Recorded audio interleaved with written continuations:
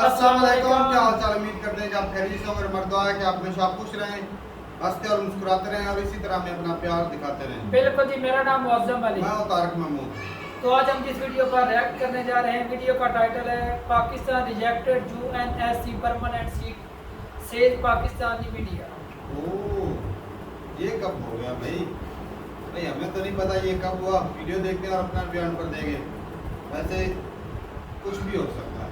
सही बात। वीडियो देखते हैं और अपना बयान कर देंगे। कौन ऑन करते हैं जी? 1 2 3 स्टार्ट।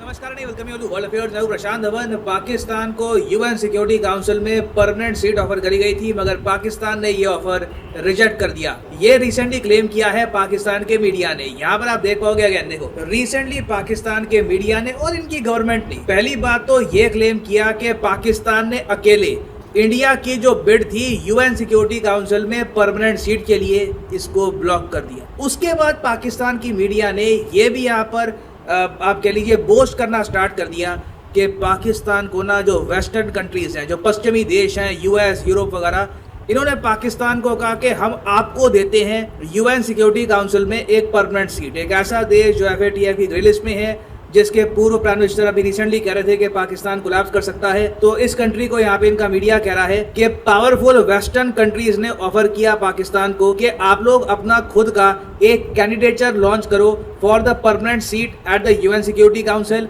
हम आपको बैक कर देंगे और हम आपको बनाएंगे यूएन सिक्योरिटी काउंसिल में एक परमानेंट मेंबर। मगर पाकिस्तान ने यहाँ पर मना कर दिया। अब यहाँ पर आप कहोगे ऐसा ऑफर कोई मना क्यों करेगा, इसका रीजन क्या है? तो पहली बात तो हम जानेंगे कि जेन्युइनली ऐसा ऑफर दिया भी गया होगा या नहीं। फिर आगे यूएन सिक्योरिटी काउंसिल में क्या क्या हो रहा है ये भी हम डिस्कस करेंगे। बहुत कुछ आपको जानने को मिलेगा, मगर आगे बढ़ने से पहले आपसे एक क्वेश्चन पूछूंगा।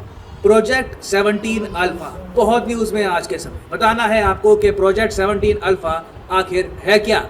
ऑप्शन ए, क्या ये एक स्टेल्थ फ्रिगेट है? ये क्या ये एक नेवी की वॉरशिप है, इंडियन नेवी की? क्या ये कोई इसरो का नया लॉन्च व्हीकल है? क्या ये रशिया का नया मिसाइल है? या फिर क्या ये इजराइल का नया मिसाइल डिफेंस सिस्टम है? कमेंट सेक्शन में करिए उत्तर। सही आंसर मैं आपको दूंगा वीडियो के अंत में। ना यूनाइटेड नेशन सिक्योरिटी काउंसिल के बारे में आप बचपन से सुनते आ रहे होंगे कि इसका विस्तार होना चाहिए। बहुत लिमिटेड कंट्रीज हैं, गिनती के सिर्फ 5 कंट्रीज आपको मिलेंगे जो परमानेंट मेंबर हैं यूएन सिक्योरिटी काउंसिल में। अब आज के समय आप इतने बड़े हो चुके हो, आज तक यूएन सिक्योरिटी काउंसिल का विस्तार नहीं हुआ। अब ये बात रिसेंटली यूएन जनरल असेंबली जहां पर 193 कंट्रीज हैं, इसके जो प्रेसिडेंट हैं अब्दुल्ला शाहिद, जो मालदीव्स को बिलोंग करते हैं, इन्होंने ये कहा कि यूएन सिक्योरिटी काउंसिल का विस्तार कब करोगे? 77 साल हो गए यूएन सिक्योरिटी काउंसिल का विस्तार नहीं हुआ। जब last time UN security council का विस्तार हुआ था तब उस वक्त यूएन की जनरल असेंबली में थे 113 कंट्रीज।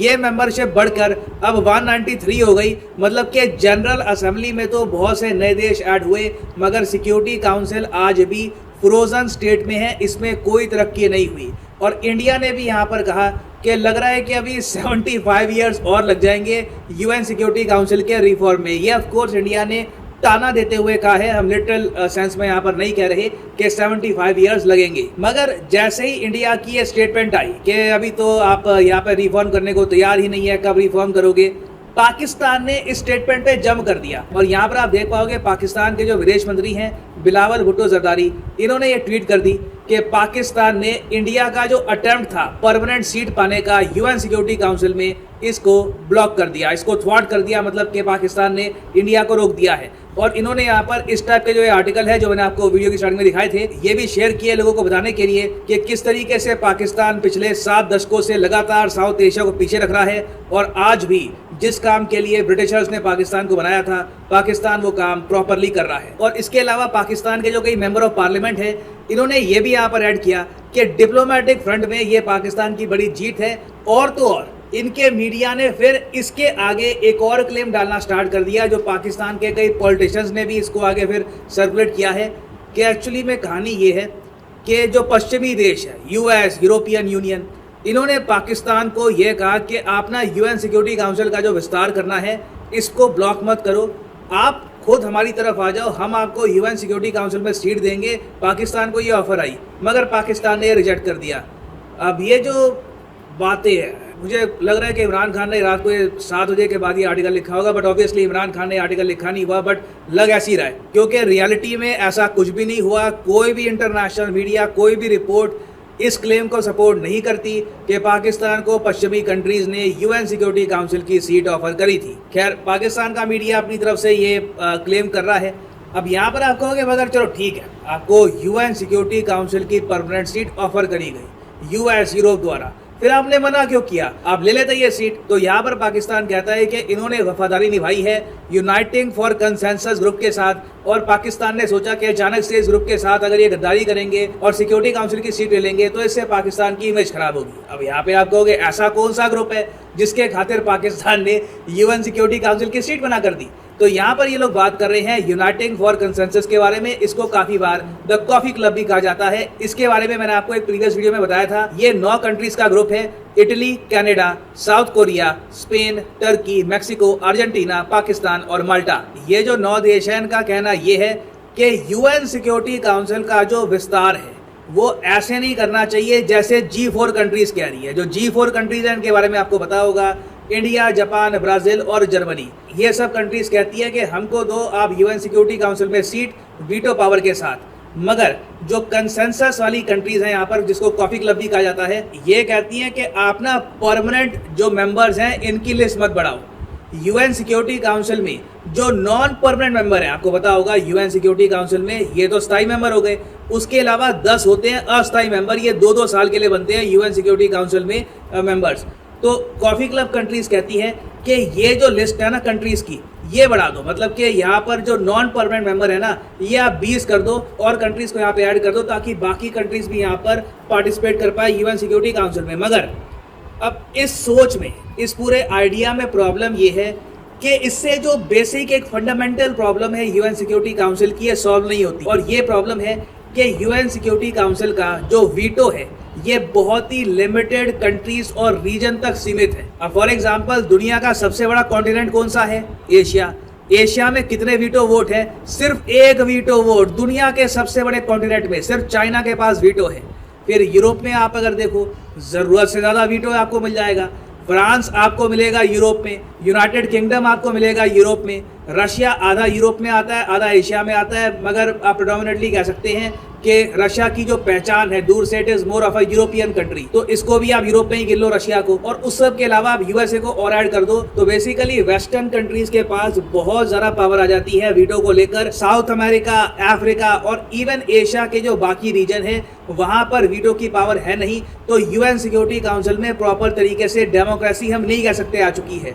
हर रीजन को रिप्रेजेंटेशन यहाँ पर नहीं मिल रही। और अगर नॉन परमानेंट मेंबर्स की लिस्ट आप अगर कहते हो बढ़ा देते हैं, चलो 20-30 कर देते हैं, it will have no impact. इनके पास वीटो पावर नहीं होगी, 2 साल के लिए आएंगे, चले जाएंगे, कोई पॉलिसी कंटिन्यू यहाँ पर होगी नहीं।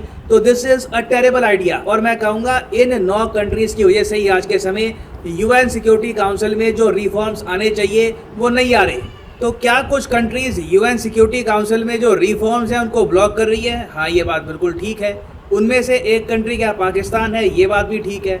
मगर इसको घुमा फिरा के ये कह देना कि पाकिस्तान ने इंडिया की सीट को ब्लॉक कर दिया यूएन सिक्योरिटी काउंसिल में, ये एक प्रॉपर इसकी असेसमेंट नहीं होगी। उसके अलावा ये बात बिल्कुल झूठ है कि पाकिस्तान को ऑफर करी गई थी यूएन सिक्योरिटी काउंसिल में परमानेंट सीट। इसके बारे में कोई कहीं पर एविडेंस नहीं है। It is simply a story that has been cooked up for the Pakistani public. तो ऐसी इन्फॉर्मेशन ऑनलाइन आपको खूब मिलेगी। Be aware, understand what is actually happening. ना वापस आते हैं अपने क्वेश्चन की तरफ कि प्रोजेक्ट 17 अल्फा ये किससे रिलेटेड है? तो सही उत्तर यहाँ पे है, it is related to stealth frigates of the Indian navy. Project 75A के अंडर टोटल हम 7 स्टेल्थ फ्रिगेट्स बना रहे हैं फॉर द इंडियन नेवी। इस प्रोजेक्ट की पूरी कॉस्ट है 45,000 करोड़ इंडियन रुपीज। और रिसेंटली चौथी जो स्टेल्थ फ्रिगेट है ये राजनाथ सिंह जी ने करी है लॉन्च। और फाइनली यहाँ पर मैं ये भी ऐड कर दूं कि लाइफ में अगर आप एक बार प्रॉपरली यूपीएससी एग्जाम की तैयारी करना चाहते हैं, किसी भी एग्जाम की तैयारी करना चाहते हैं, चाहे आईआईटी हो, बैंक हो, तो सिंपली जाइए कमेंट सेक्शन में। कमेंट सेक्शन में आपको मिलेगी ये पिंड कमेंट और यहाँ पे आप परचेज कर सकते हैं the course of your choice. For example, let's say आप प्रिपेयर कर रहे हैं फॉर यूपीएससी, क्लिक करिए यूपीएससी पर और यहाँ पे आपके सामने खुल जाएगा ये पेज और यहाँ पे आप परचेज कर पाएंगे UPSC course for 36 month as well. अगर मान लीजिए आप एक कॉलेज स्टूडेंट हैं, अभी आपके पास टाइम है 2-3 साल का आराम से यूपीएससी की प्रिपरेशन करनी है, तो 36 महीने का जो कोर्स है ये भी आप कर सकते हैं परचेज। मगर जो प्राइसेस यहाँ पर लिखे हैं ये पे करने की जरूरत नहीं है। सिंपली यहाँ पर कोड यूज करिए PD10 and the prices will start falling. So use the code PD10 and save money. So इसी नोट के साथ ये है वीडियो का। Thank you for listening and as always God bless you all.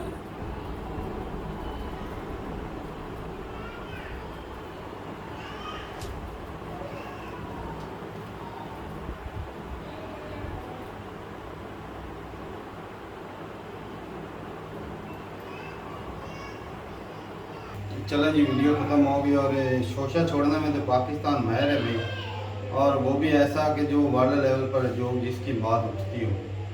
और ऐसी seat के लिए जिसके लिए इंडिया कई सालों से तगड़ा कर रहा है। अब तो कोशिश कर रहा है भाई, पहले तो चलो इंडिया ने रिजेक्ट किया था, अब इंडिया की कोशिश है कि बन जाए परमानेंट मेंबर। लेकिन अगर बन जाए तो फिर साफ दे रहे भाई, जो पावर है जो यूरोपियन कंट्री के पास है, दूसरे कंट्री के पास है पावर, वो एशिया में भी आ जाए। एशिया में चाइना के पास है।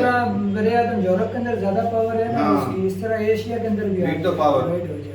तो ये अगर इंडिया भी बन जाता है, मैं कहता हूँ ये तो भाई हमारे लिए एशिया के लिए अच्छा हो जाए। अब सारी जिंदगी जो है वो उनके पीछे लगने से अच्छा है कि भाई अपने ही कोई हो जाए तो वो थे नहीं। चलो हालात जैसे भी हो, हालात चलो मौजूदा दौर में ख़राब चल रहे हैं, एक ना एक दिन तो ठीक होंगे, इसी उम्मीद से चल रहे हैं भाई। चलो इंडिया पाकिस्तान की बात चल रही है, वो पुराने अरसे से 76-75 सालों से कोई ऐसा लीडर आएगा जिसकी वजह से हो सकता है कल को हमारे तल्लुकात जो है इंडिया से अच्छे हो जाएं। सही बात। और जब तल्लुकात अच्छे हो जाएंगे तो जो वीटो पावर इंडिया की होगी वो हो सकता है पाकिस्तान के लिए भी फायदेमंद साबित हो सकता है। और ये भाई अच्छा है। और लेकिन जो पाकिस्तान क्लेम कर रहा है कि हमारी वजह से इंडिया की जो परमानेंट सीट थी वो खराब हो गई।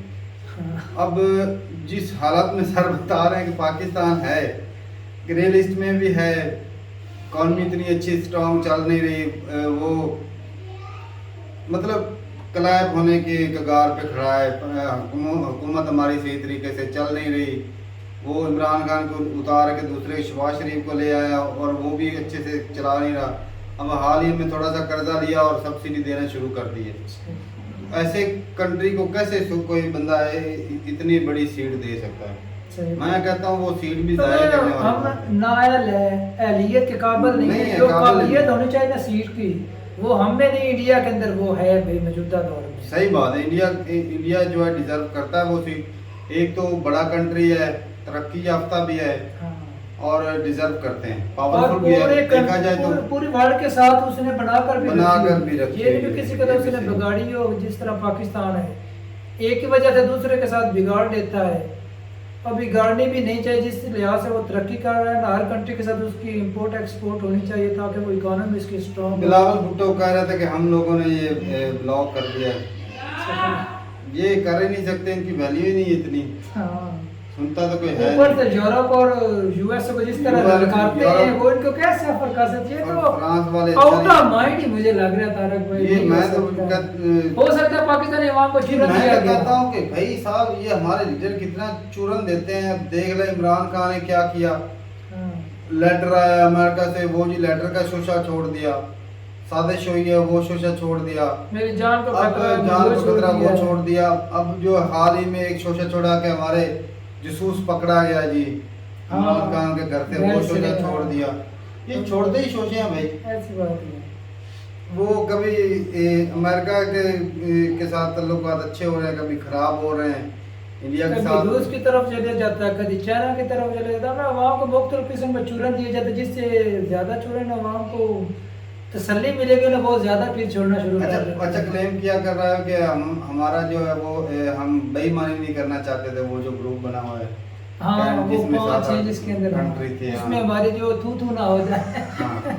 उनसे हमको पहले भी कौन सा फायदा मिलता है? उनका परमानेंट मेंबर बनने के लिए मैं कहता हूँ अगर मौका मिलते तो वो पाकिस्तान इतने में कहता कि भाई ये तो बड़ी फायदे वाली चीज है। उसमें भाई इकोनॉमी हमारी मईशत को बेहतरी हो सकती है, इन्वेस्टमेंट हो सकता है।